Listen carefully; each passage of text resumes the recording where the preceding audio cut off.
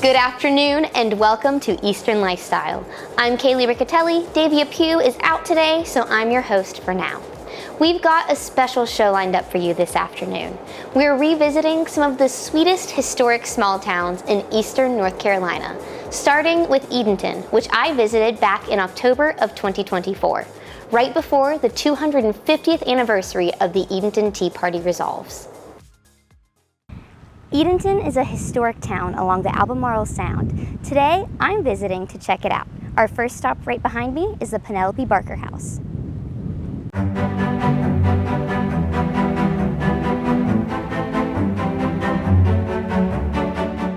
So this house was the home of Penelope and Thomas Barker, and she was a very strong woman. She used her power, I feel, to do something that was extraordinary, and that was the Edenton Tea Party resolves, and we believe she was the leader of that. Her leadership of these 51 women in signing this document that was considered treasonous at the time. So these ladies that really had no power otherwise did this extraordinary thing. One thing that was said in that document that I find the most amazing, and we repeat it all the time, it was never be indifferent.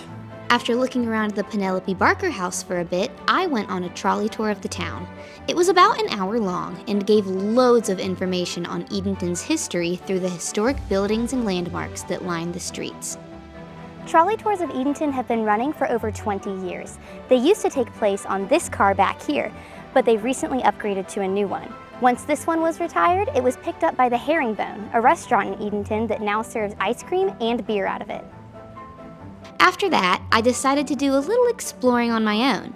I looked at the map I got from the Penelope Barker house and picked out a couple of spots that stood out to me from the trolley tour. It was getting to be late afternoon, so a lot of the tours were starting to close for the day, but that didn't stop me from getting as close of a look as I could. I walked around the waterfront for a bit longer to admire the Roanoke River Lighthouse, then headed into town. I drove through downtown Edenton to look at the shops and iconic Taylor Theater. Then I went to a couple of the neighborhoods where Edenton's founders lived many years ago. If you visit Edenton right now, you'll notice a good amount of construction going on. That's because they're working on restoring some of their older buildings that have been damaged by weather or just age, including the Cadish Church and Iredell House. You know, most everybody knows that it's hard to save a building. It's so much easier to start over and build something new, but in this case, they're trying to save the past for the future. So we really appreciate that in town for, you know, people taking a stand, putting their money where their mouth is, trying to get funding, you know, from other sources, but really fighting to save properties. It's going to be wonderful for the town and for saving our history and highlighting some of our African American culture and history. Lastly, I made a lap around the old Cotton Mill Village, which is just a street or two over from what is believed to be the oldest house in North Carolina. And this isn't even half of what Edenton has to offer. I, of course, couldn't leave without visiting the Edenton Teapot, especially since the Edenton Tea Party is quickly approaching its 250th anniversary on October 25th. The town of Edenton is celebrating the anniversary on October 25th and 26th this year. Friday the 25th, children will ring the courthouse bell 250 times that morning, and a speaker is visiting in the afternoon. Saturday's festivities include a parade, book signing, live music from Grammy-nominated band Sister Sadie, and fireworks. It will be a big party, and we wanted something that everybody could get involved in. Here's a fun idea. See if you can find every teapot in Edenton. They're everywhere, from murals to garbage trucks. The most famous is probably this one, that memorializes the Edenton Tea Party. To find out more about the city or the upcoming anniversary of the Tea Party, you can check out their tourism website or give them a call. After that trip, I did return to Edenton during their anniversary celebrations to take in the atmosphere. It was one of the first day trips I took in ENC. With a market full of local vendors and a phenomenal concert by Sister Sadie, it really made me fall in love with Edenton and Eastern NC as a whole. I still couldn't find every teapot in town though. Guess that means I'll just have to go back. And if you liked that story, stick around because we've got plenty more. I'm Kaylee Riccatelli, and coming up on Eastern Lifestyle, we're visiting an ever-evolving town along the river in eastern North Carolina. And just wait till you hear what it's named after.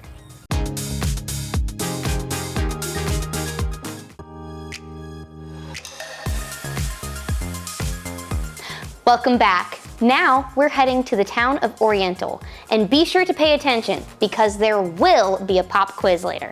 Check it out.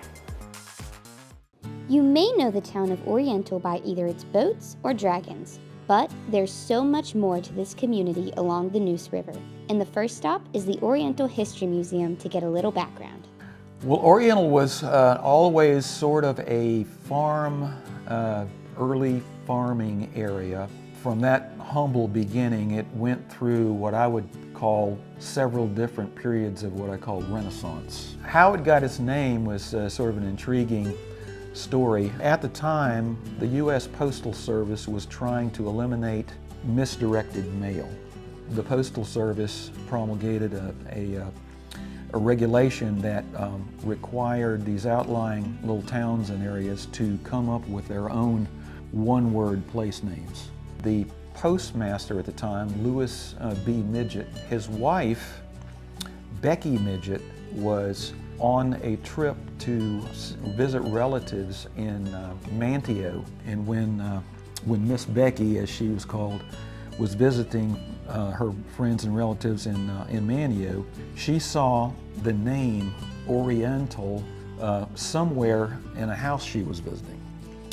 And most people, including myself, think that was a name that was on the steamer Oriental that wrecked near Pea Island. Brought the name back to the town, presented it at a town meeting, and everybody accepted it at some point, and that's how Oriental actually got its name. I think around the early 70s, when the area started becoming popular for sailors and recreational boaters, they came up with the dragon motif as a way of maybe promoting an alternative, I guess, vibe for the town. Everybody loves dragons, you know, and of course this is kind of morphed into a big dragon ceremony, you know, and at the end of the year they have the marching of the dragon through town, and then they regularly have these parades with dragons. The dragon lore has grown out of this this thought that you know, Oriental just sounds like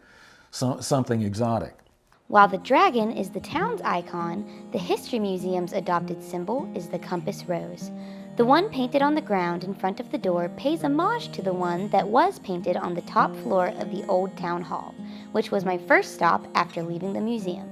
During World War II, women stood watch on the second floor and used the compass to report what direction they spotted possible enemy aircrafts coming from. A few of the public buildings from the past, like the old town hall or schoolhouses, are now residential or otherwise repurposed, but the town still makes every effort to preserve and bring awareness to their rich history.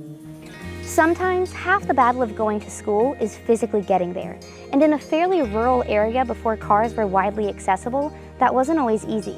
Until 1917, when the Pamlico County School System inaugurated North Carolina's first motorized school bus for use here in Oriental. The life of the town is right by the water, where boats bring all kinds of people in and out of Oriental. Cafes and shops are teeming with plenty of interesting folks to meet.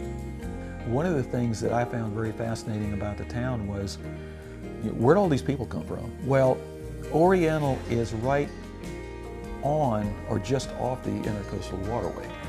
So you have boaters coming north and south that stop over to Oriental. You might be sitting at one of the restaurants here and engage in a conversation from somebody from England or South Africa or Spain or Canada or someplace like that. It's time for the moment of Zen. Use this time to calm your mind, whether that's by taking a few deep breaths or meditating.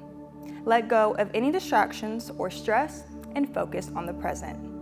Use this time to relax and find peace.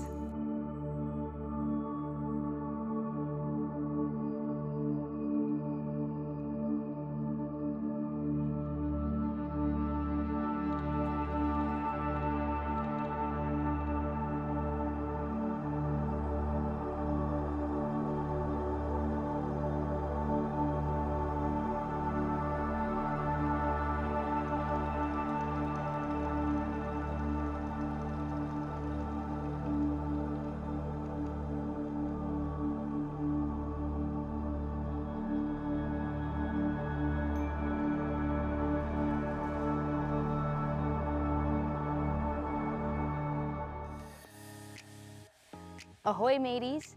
Coming up on Eastern Lifestyle, we're dropping anchor in a small town with an infamous history.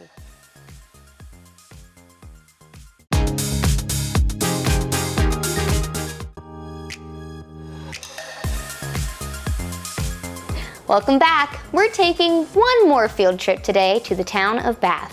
It may seem small on the outside, but this place packs a lot of history into just over 1 square mile.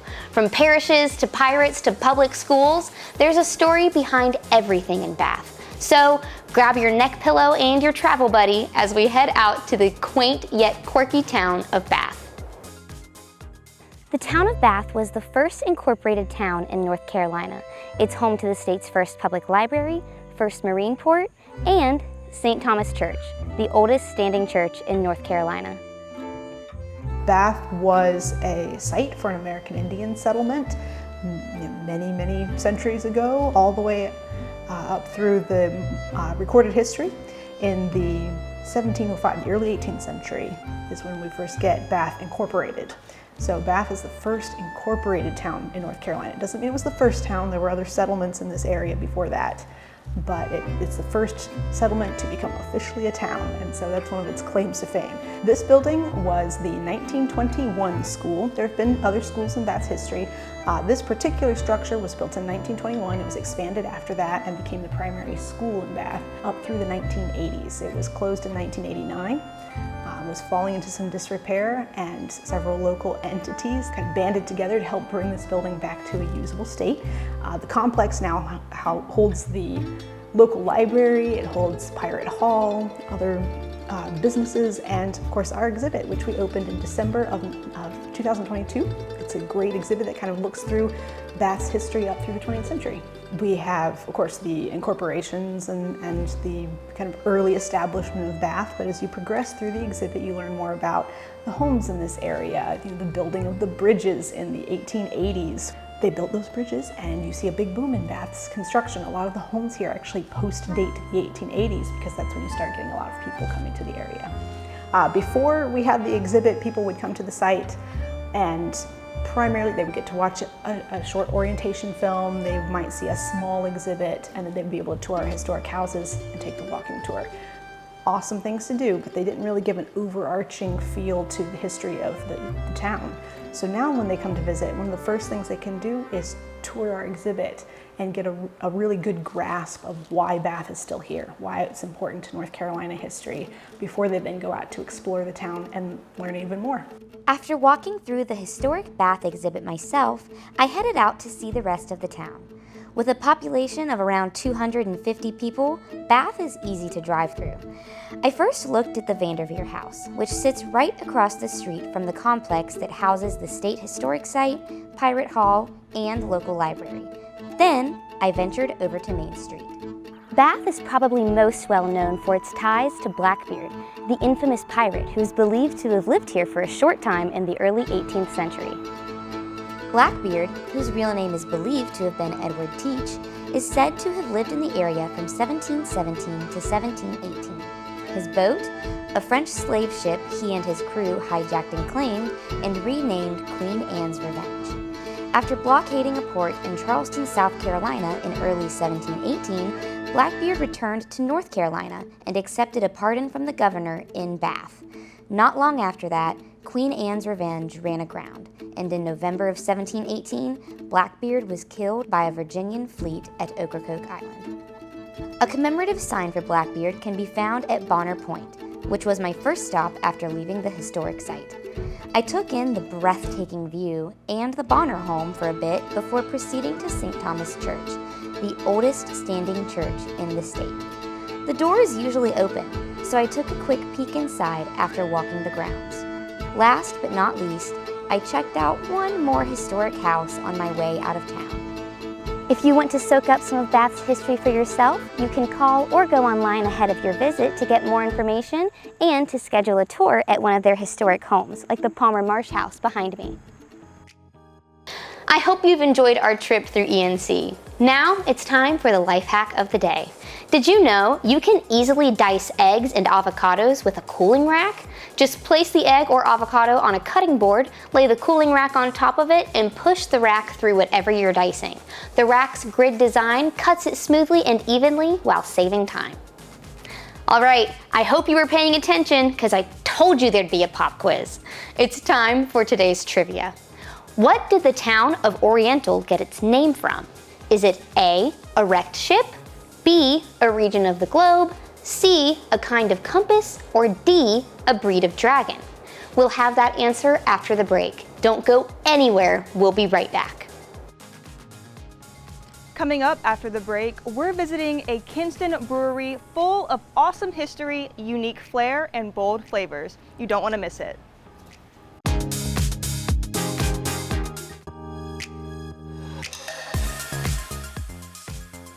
We're back. Let's see how you did. If you answered A, a wrecked ship, you got it right. Oriental was named after Becky Midget, the local postmaster's wife, saw the word on a wrecked ship's nameplate while visiting family and friends in Manio. She thought it would make a great name for the town, told her husband about it, and the rest is history. Now, I don't have all the fun around here. Our host Davia visits some super cool places too, including this interesting brewery that offers a wide variety of drinks and a unique atmosphere. So, it's time to slide on in to Mother Earth Brewery in Kinston.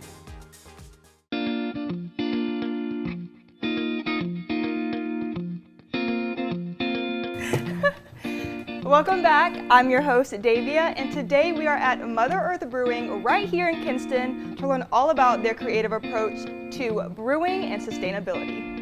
So we are here with Travis Quinn, the Director of Sales here at Mother Earth Brewing. Thank you so much, Travis, for having us. It's our pleasure. Thanks for coming out today. Yes, so can you please tell us about Mother Earth Brewing and how it got started? Absolutely. So the company was founded in 2009 by two local businessmen, a gentleman named Stephen Hill and his son-in-law Trent Mooring. They shared passions for things like organic gardening, great food, environmental sustainability, and of course really, really great beer. And with a name like Mother Earth, I know you all focus a lot on sustainability. Could you tell us about that and how it's incorporated in the products and Absolutely. business? Huge part of who we are. With a name like Mother Earth, you got to walk the walk to back it up. So it's always been a key component, a key tenet of our idea. We want to hold everything up to that sustainability lens and make sure that we're being as responsible as possible. The building itself is actually the first production brewery in the United States to achieve a gold certification from the U.S. Green Building Council under their LEED program for leadership in energy and environmental design. That's amazing. Awesome. I know you all have spirits and like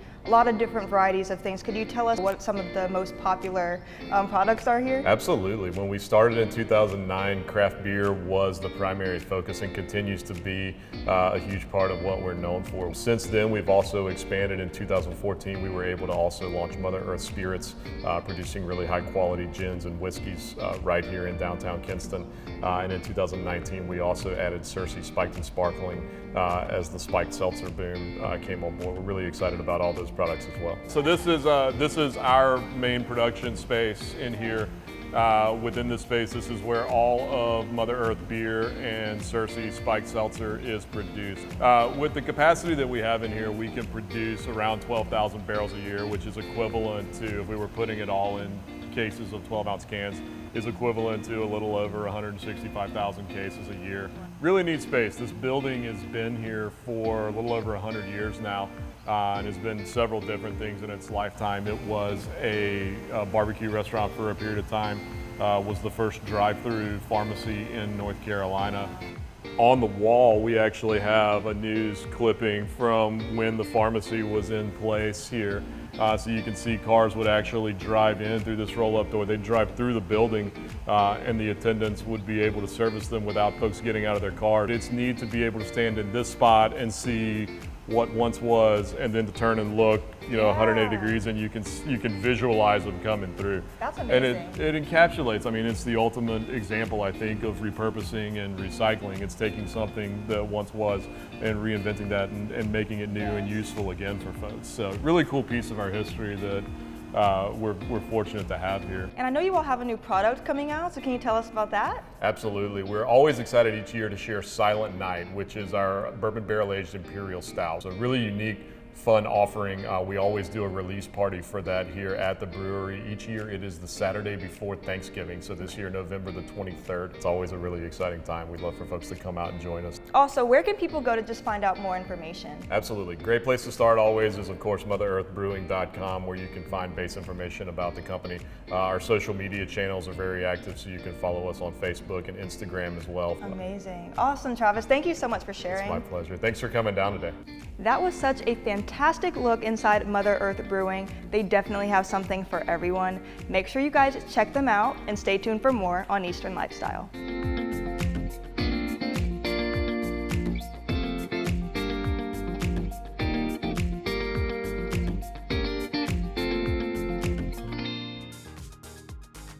Want to be featured on Eastern Lifestyle? Whether you have a business or an interesting story to share, just email us at easternlifestyle@WNCT.com for an opportunity to be featured.